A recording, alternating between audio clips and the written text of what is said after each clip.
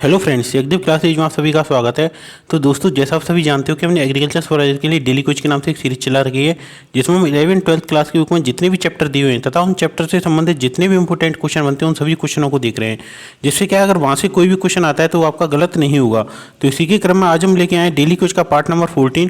इससे पहले जो पार्ट 13 है और साथ में जो 11th क्लास है उसको हम ऑलरेडी कंप्लीट करा चुके हैं। जैसे आप हमारी playlist agriculture supervisor daily quiz के नाम से जो प्लेलिस्ट बनी हुई है इसमें जाके आप देख सकते हो। तो चलिए स्टार्ट करते हैं इस पार्ट को। इस पार्ट का जो पहला क्वेश्चन है, निम्न में से जीवाणु जनित रोग नहीं है। यानी निम्न में से ऐसा कौन सा रोग है जो कि जीवाणु जनित नहीं है। तो इसमें से कौन सा ऐसा रोग नहीं है जो जीवाणु जनित नहीं है, तो इसका क्या होगा, चेचक रोग। जो चेचक रोग है वो कौन सा रोग होता है, ये विषाणु रोग होता है। कौन सा होता है, ये होता है विषाणु रोग। और बाद बाकी जो तीनों होते हैं ना, गलघोटू रोग, क्षय रोग, छर्नीलक रोग, ये तीनों कौन से होते हैं, जीवाणु जनित होते हैं। और एक क्वेश्चन यहाँ से आपका डेफिनेटली आएगा ही आएगा। इस जो एग्जाम है, ये पार्ट है ना, इसमें से एक क्वेश्चन आपका डेफिनेटली आएगा। या तो ये पूछ लेगा कौन सा रोग जीवाणु जनित नहीं है, विषाणु जनित नहीं है, या उनका जो रोग कारक होगा वो पूछ लेगा। तो इसलिए ये कुछ काफ़ी ज़्यादा इंपॉर्टेंट है। जो 18 क्वेश्चन है बहुत ज़्यादा इंपॉर्टेंट है। आपको सारे क्वेश्चन अच्छे से और ध्यान से देखने हैं। अब देखते हैं नेक्स्ट क्वेश्चन। निम्न में से विषाणु जनित रोग नहीं है। जो विषाणु जनित रोग नहीं है, निम्न में से कौन सा नहीं है जो कि विषाणु जनित नहीं है, तो इनमें से कौन सा है, तो दूसरे का option D is right answer. जो टेटनेस होता है ना, टेटनेस क्या होता है, ये होता है जीवाणु जनित। कौन सा होता है, जीवाणु जनित। ये क्या होता है, जो टेटनेस रोग होता है वो जीवाणु जनित होता है।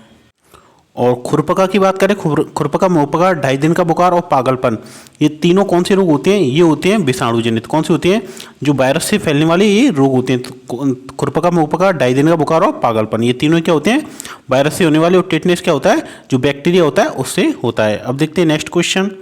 क्वेश्चन नंबर 3, निम्न में से कौन सा जन्मजात रोग कौन सा है। निम्न में से इसमें क्या करना है, जो कंस नहीं है इसमें से, ये ऐसे दिया हुआ है, इसमें से दिया हुआ है कि निम्न में से जन्मजात जो रोग है वो कौन सा है। तो जन्मजात रोग कौन सा है, तो ये फ्री मार्टिन। कौन सा है, फ्री मार्टिन है। ये क्या है, जन्मजात रोग है। यानी बच्चा जब पैदा होता है ना, तो पैदा होती उसको ये रोग हो जाता है। यानी ये माँ से ही मिलता है आपको। कौन सा, फ्री मार्टिन रोग। और बात करें सर्रा रोग, फेसियोलिसिस रोग और थेलेशियोसिस रोग, ये तीनों किससे होते हैं, ये होते हैं अंतः परजीवी। जो अंतः परजीवी होता है उससे क्या होता है, ये तीनों रोग फैलते हैं। कौन कौन से, जो सर्रा रोग होता है, फेसियोलिसिस होता है और थेलेशियोसिस होता है। ये तीनों ही रोग किससे होते हैं, जो इंटरपैरासाइट होता है उससे फैलते हैं। ये आपको अच्छे से याद रखना है। और ये आपको सबसे ज़्यादा इंपॉर्टेंट याद रखना है, ये क्वेश्चन आ भी चुका है कि जो जन्मजात रोग होता है, जो फ्री मार्टिन रोग है, उसमें जो पेपर में आया था ना, पेपर में कैसे क्वेश्चन पूछा था कि एक शायद ये पेपर था, डब्ल्यू का पेपर था, यानी ऐसा ही कुछ था, या एएसओ का पेपर था।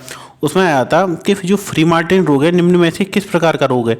तो उसमें ऑप्शन था वायरस जनित, विषाणु और जीवाणु जनित और जन्मजात रोग, एंड एक और दे रखा था। तो उसमें से क्या था, ये जन्मजात रोग कौन सा है, फ्री मार्टिन।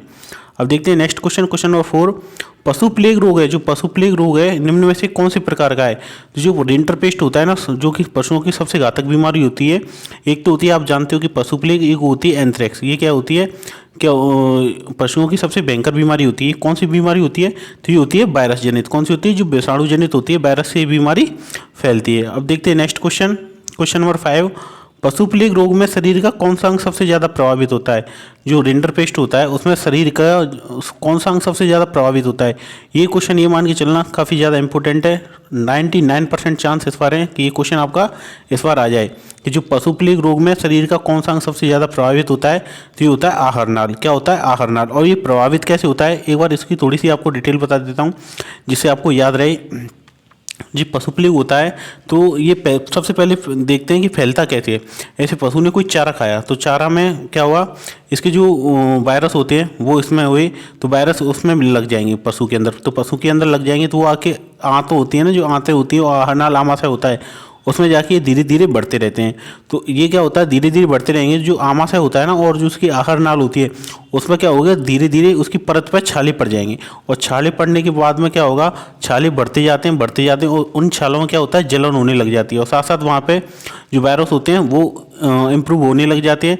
फिर क्या होता है कि पशु होता है ना, दस्त करने लग जाता है। क्योंकि आप सभी जानते हो कि जो दस्त होते हैं उसका सबसे मेन होता है आमाशय। यानी पेट आपका खराब होगा तो आपके दस्त होंगे होंगे। तो जो पहले तो क्या करेगा, बिल्कुल सूखे दस्त करेगा, एकदम सूखे सूखे ऐसे दस्त करेगा। उसके बाद एकदम पतले पतले दस्त करने लग जाएगा। उसके में क्या होगा, दस्तों के साथ उसमें खून भी आएगा। तो ये इसकी जो मेन पहचान है, अगर पूछ भी लेता है ना कि पशु प्लेग की सबसे मेन पहचान क्या होती है, उसकी जो सबसे मेन पहचान होती है कि पहले गाढ़े वो करेगा, गोबर करेगा, उसके बाद में एकदम पतली दस्त करेगा और दस्तों के साथ क्या आएगा, ब्लड आएगा। तो ये इसकी सबसे मेन पहचान है। और इसमें जो सबसे ज़्यादा प्रभावित अंग होता है वो होता है आहार नाल। और एक और क्वेश्चन है जो कि सबसे ज़्यादा प्रभावित होता है, जो अंग पूछेगा वो अभी हम नेक्स्ट देखेंगे कौन सा है। तो उम्मीद करता हूँ ये समझ में आ गया होगा। अब देखते हैं नेक्स्ट क्वेश्चन। निम्न में से किस रोग को पौंकनी रोग के नाम से जाना जाता है? निम्न में से ऐसा कौन सा रोग है जिसे हम पौंकनी रोग के नाम से जानते हैं? तो ये कौन सा ही है? पशु प्लेग। पशु प्लेग को ही हम किसके नाम से जानते हैं? पौंकनी के नाम से जानते हैं। और क्यों जानते हैं ये भी अभी आपको मैंने बता दिया था कि दस्त जो पशु करता है उसमें को हम पौक कहते हैं ना, कि इसने कितनी पौक करी है, यानी बच्चे को भी कोई होता है तो कहते हैं कि इसकी कितनी पौक करी है। तो इसी के आधार पर इसका नाम क्या रख दिया? पौंकनी रोग।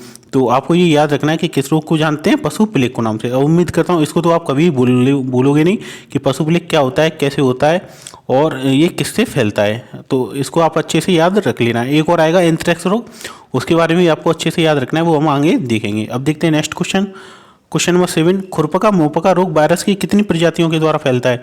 जो खुरपका मुंहपका रोग होता है जो वायरस की कितनी प्रजातियों हैं उनसे फैलता है। ये भी क्वेश्चन बहुत ज़्यादा इंपॉर्टेंट है। जो एफएमडी होता है ना, सबसे पहले तो हम देखते हैं जो खुरपका मुंहपका होता है ना, उससे हम किस नाम से जानते हैं? ये जानते हैं हम एफएमडी। किसके नाम से जानते हैं? FMD, foot and mouth disease. इसकी जो फुल फॉर्म होती है वो क्या होती है? Foot and mouth disease.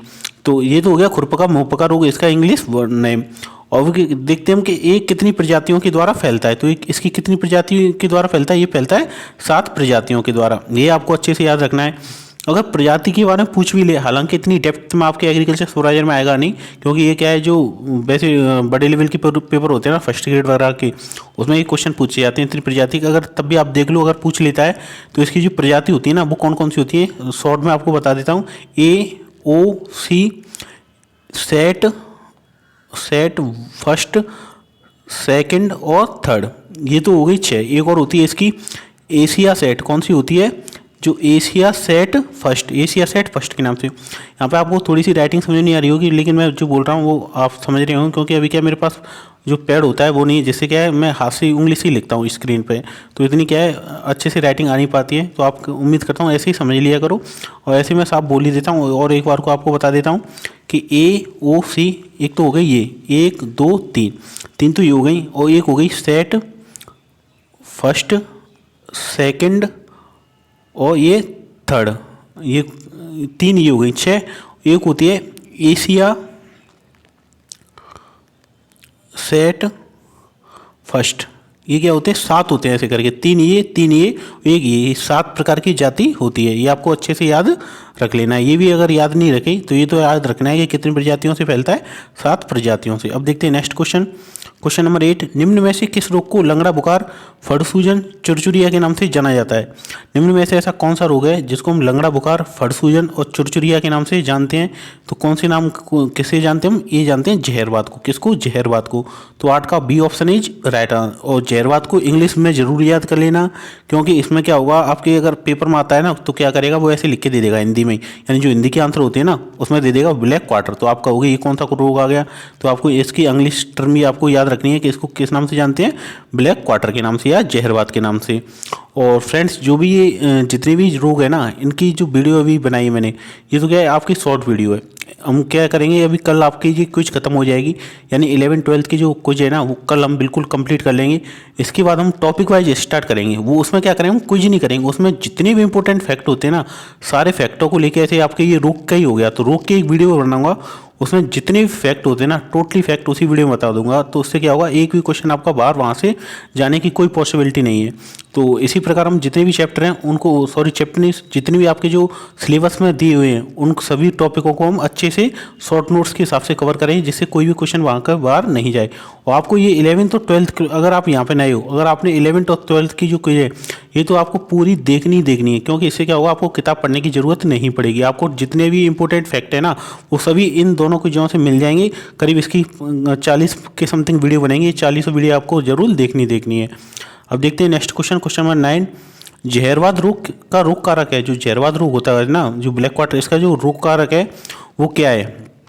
तो इसका जो रोग कारक है वो क्या है, क्लोस्ट्रीडियम सोवियाई। क्या है, क्लोस्ट्रीडियम सोवियाई इसका क्या होता है, रोग कारक होता है। तो नो का option A is right answer.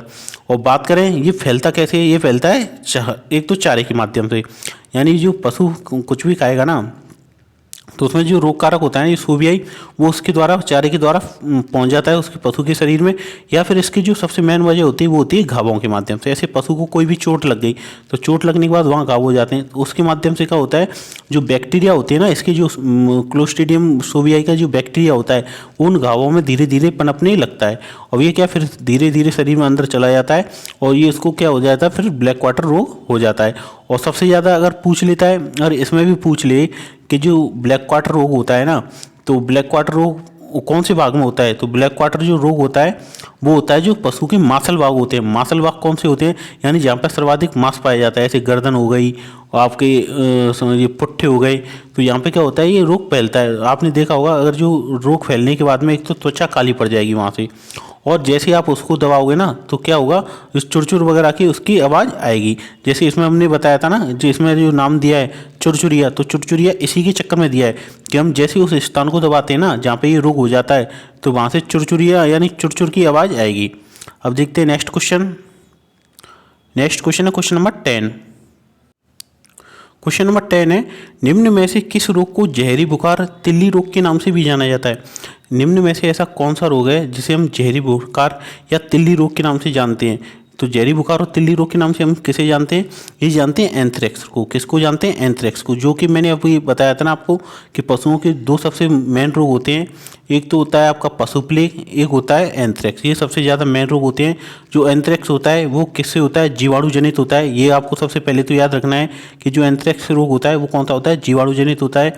और इसकी जो बात करें ये फैलता किससे, जो इसका जो रोग कारक होता है ना वो क्या होता है, बैसिलस एंथ्रेसिस। क्या होता है, जो बैसिलस एंथ्रेसिस। इसका जो पेपर में जो क्वेश्चन आएगा ना वो पूछेगा अगर रोग कारक क्या है, तो इसमें एंथ्रेसिस नहीं देगा, पीछे से क्या नहीं देगा, एंथ्रेसिस नहीं देगा, उसमें दे देगा कौन सी प्रजाति से फैलता है। तो 4 प्रजातियों में से एक नाम होगा, क्या होगा, बैसिलस। ये आपको अच्छे से याद रखना है।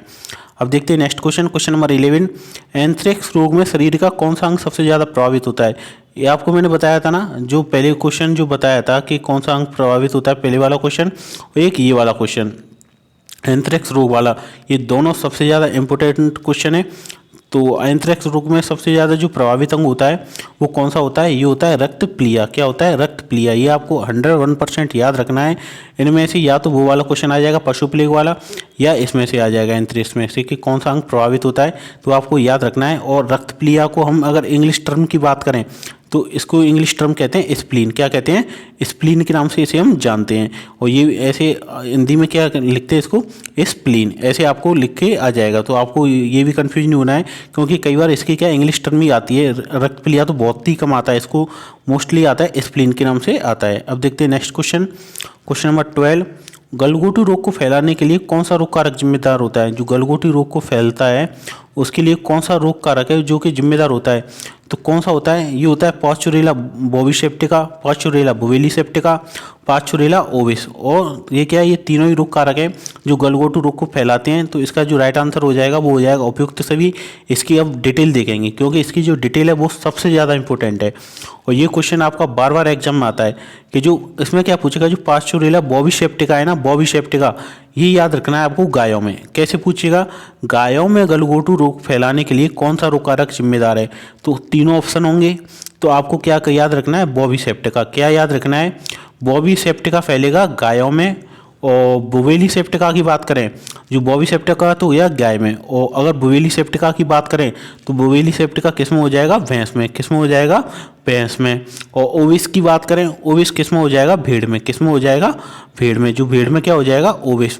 अब आपको याद कैसे रखना है ये, इसके आपको थोड़ा सा याद भी बता देता हूँ कि थोड़ा सा समझ लोगे आप, क्यों भूल जाते हैं इसमें।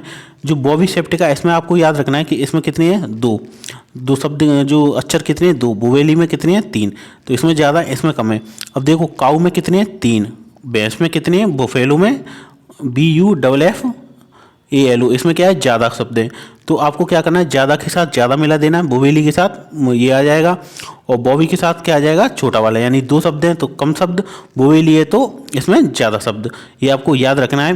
और ऑब्वियस इसका तो सीधा सीधा है, आपको याद रखने लाए। सीप किस भेड़ को इंग्लिश में क्या कहते हैं, सीप के नाम से एस से क्या मिल रहा है, एस। अब ऐसे आपको याद रखना है जिससे आप भूलोगे नहीं। अब देखते हैं नेक्स्ट क्वेश्चन, क्वेश्चन नंबर 13। गलघोटू रोग में शरीर का कौन सा अंग सबसे ज़्यादा प्रभावित होता है। जो गलघोटू रोग है इसमें जो शरीर का कौन सा अंग सबसे प्रभावित होता है, ये भी क्वेश्चन इंपॉर्टेंट है। लेकिन इसमें क्या है, लोग आप थोड़ा सा भी दिमाग लगा लेंगे तो आपको पता चल जाएगा कौन सा होता है। गला, और गले में क्या होती है, श्वसन।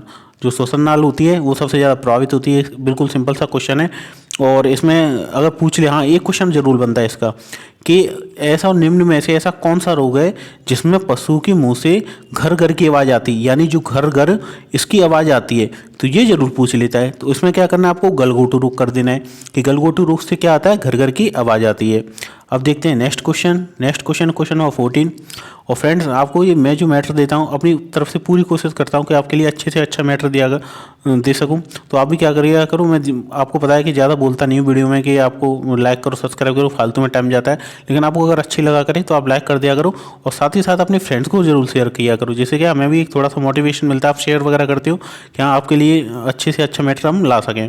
तो चलिए स्टार्ट देखते हैं इसको। 14 क्वेश्चन है, गाय भैंस में थनैला रोग किस जीवाणु द्वारा फैलता है। जो गाय भैंस में थनैला जीवाणु होता है वो किससे फैलता है, तो ये भी आपको बहुत अच्छे से याद रखना है। ये किससे फैलता है, जो गाय भैंस में थनैला रोग होता है ये फैलता है स्ट्रेप्टोकोकाई एग्लिशिया। किसके द्वारा, स्ट्रेप्टोकोकाई एग्लिशिया, इसके द्वारा ये फैलता है। और बात करें तीनों अभी आपको मैंने बताई दिए थे किसके द्वारा, गलघोटू के द्वारा। अब देखते हैं नेक्स्ट क्वेश्चन, क्वेश्चन नंबर 15। निम्न में से दुग्धजन्य रोग किस प्रकार का है। जो दुग्धजन्य रोग होता है वो किस प्रकार का है, तो ये भी क्वेश्चन काफ़ी इंपॉर्टेंट है। इसमें से जो दुग्धजन्य रोग होता है वो होता है मेटाबॉलिक। जो उपापचयी होता है ना, उपापचयी रोग से, या तो इसको इंग्लिश में आप याद रखने ना मेटाबॉलिक, इंग्लिश में याद नहीं रखो तो आपको हिंदी में याद रख लेना है, उपापचयी रोग का प्रकार है ये। अब देखते हैं नेक्स्ट क्वेश्चन, क्वेश्चन नंबर 16। निम्न में से फड़किया रोग का रोग कारक है। जो फड़किया रोग होता है उसका जो रोग कारक है वो क्या है, ये भी क्वेश्चन इंपॉर्टेंट है। तो इसका है जो क्लोस्ट्रीडियम परफ्रिंजेस। क्या है, परफ्रिंजेस। क्या याद रखना है आपको, परफ्रिंजेस है जो फड़किया रोग का रोग कारक है। अब देखते हैं नेक्स्ट क्वेश्चन, क्वेश्चन नंबर 17। सर्रा बीमारी किस प्रोटोजोआ के द्वारा फैलती है। जो सर्रा बीमारी है वो ऐसा कौन सा प्रोटोजोआ है प्रोटोजोआ का प्रकार है उसके फैलती है। तो सर्रा जो बीमारी फैलती है वो फैलती है ट्रिपेनोसोमा इवन्साई। किसके द्वारा, ट्रिपेनोसोमा इवन्साई। इवन्साई ये आपको अच्छे से याद रखना है। ट्रिपेनोसोमा इवन्साई जो है बीमारी, जो सर्रा बीमारी वो प्रोटोजोआ के कारण फैलती है। अब देखते हैं नेक्स्ट क्वेश्चन है क्वेश्चन नंबर 18। सर्रा बीमारी ट्रिपेनोसाई इवन्साई जीवाणु के कारण होती है जो कि किस कीट के द्वारा फैलाई जाती है। पहली बात तो अगर पूछेगा तो वो इसी से पूछ लेगा कि जो सर्रा बीमारी है कौन से उससे फैलती है। जो परजीवी है, यहाँ पे जीवाणु नहीं है परजीवी है, ये किससे फैलती है, जो परजीवी से फैलती है। जो परजीवी कौन सा है, तो ट्रिपेनोसोमा इवन्साई। पहली बात तो ये याद रखना है। और दूसरी बात है किस कीट के द्वारा, जो परजीवी होता है ना ये किस कीट पे बैठा रहता है, तो ये जो कीट पे बैठा रहता है वो है मक्खी। किस कीट पे बैठा रहता है, मक्खी पे। तो जो सर्रा बीमारी ट्रिपेनोसोमा इवन्साई परजीवी के द्वारा, जो मक्खी के द्वारा फैलाई जाती है। तो अब देखते हैं नेक्स्ट क्वेश्चन है क्वेश्चन नंबर, ये फ्रेंड्स क्वेश्चन आपके लिए जो भी क्वेश्चन इंपॉर्टेंट बनते थे इस क्विज से वो सारे क्वेश्चन इसमें आ गए हैं। हालांकि मैं आपके लिए एक वीडियो अलग से दूंगा जिसमें टोटली, इसमें क्या हमने दवाइयों के बारे में नहीं बताया कि कौन सी बीमारी के लिए कौन सी दवाई उपयुक्त है, वो हम क्या अलग से एक वीडियो बनाएंगे जिसमें हम पूरा चैप्टर, यानी एक ही बार में पूरा चैप्टर उसको कवर कर देंगे, जिससे क्या बीमारी से क्वेश्चन, हालांकि इसमें से आ जाएगा एक क्वेश्चन तो आपका आएगा ही आएगा, और यहाँ से भी नहीं आता है तो फिर जो बीमारी का मैं अलग से एक चैप्टर दूंगा उसमें से डेफिनेटली आ जाएगा, इसलिए वो चैप्टर आपको अच्छे से याद करना है। तो ये क्वेश्चन आपके लिए, जिसका जवाब आपको कमेंट बॉक्स में देना है। दुग्ध ज्वर बीमारी किसकी कमी के कारण होती है। जो दुग्ध ज्वर बीमारी होती है जिसे हम मिल्क फीवर के नाम से जानते हैं, किसके नाम से जानते हैं, मिल्क फीवर के नाम से जानते हैं। ये जो बीमारी है वो किसकी कमी के कारण होती है, तो इसका जवाब आपको कमेंट बॉक्स में देना है। तो थैंक यू फ्रेंड्स, मिलते हैं नेक्स्ट क्विज में। जय हिंद, जय भारत।